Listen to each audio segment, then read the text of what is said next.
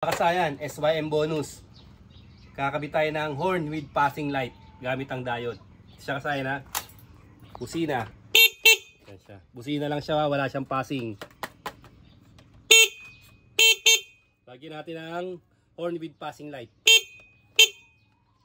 Simple lang 'to kasayan. Dito lang tayo kukuha sa sa head ng ating motor. Steady ka lang para hindi ka na kailangang umikot.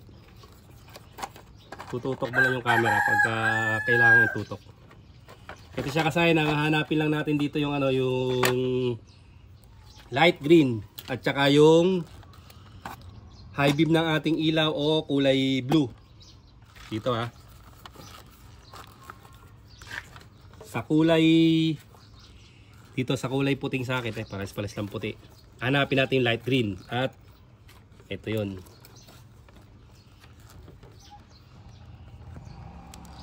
Yung light green natin ha. Kakulay ng ating nasa busina. Ito. Yan. Ito yung light green. Ito yung green.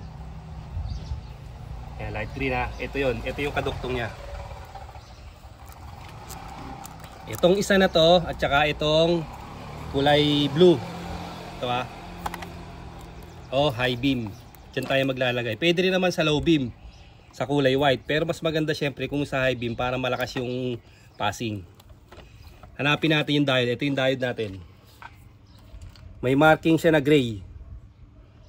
Ito yung marking na gray natin. Papunta to sa kulay blue. Ito dito.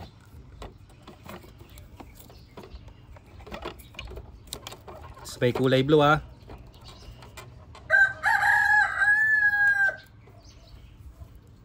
Yung may marking na gray ng diode sa kulay blue natin ilalagay.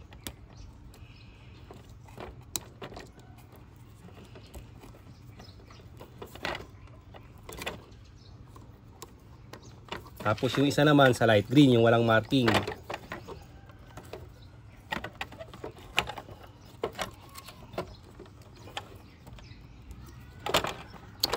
Tigas.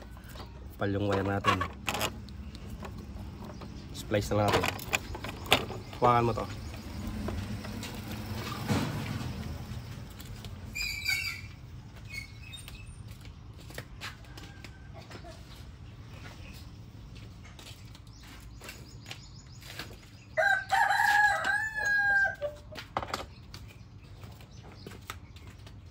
Naiputan natin. Ito.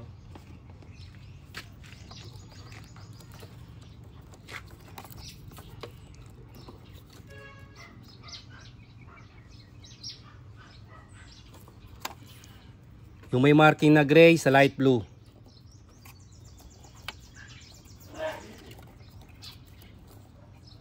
Tapos yung isa naman yung walang marking ng diode sa light green.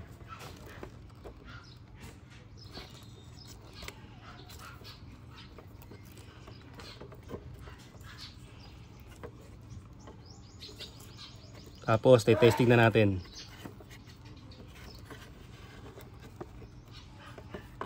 Tapan nyo lang mabuti kasayan ha pagka para walang loose connection o grounded.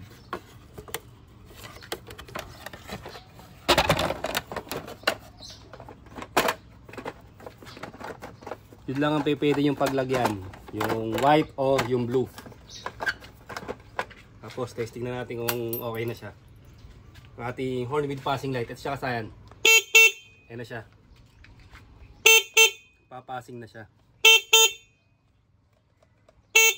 Ganun lang kasayan yung paglalagay ng horn with passing light sa ating SYM bonus.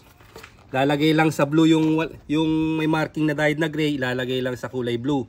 Tapos yung isa naman, ilalagay lang sa light green yung walang marking ng diode. Nandito na lang mga kasayan. Salamat sa panonood.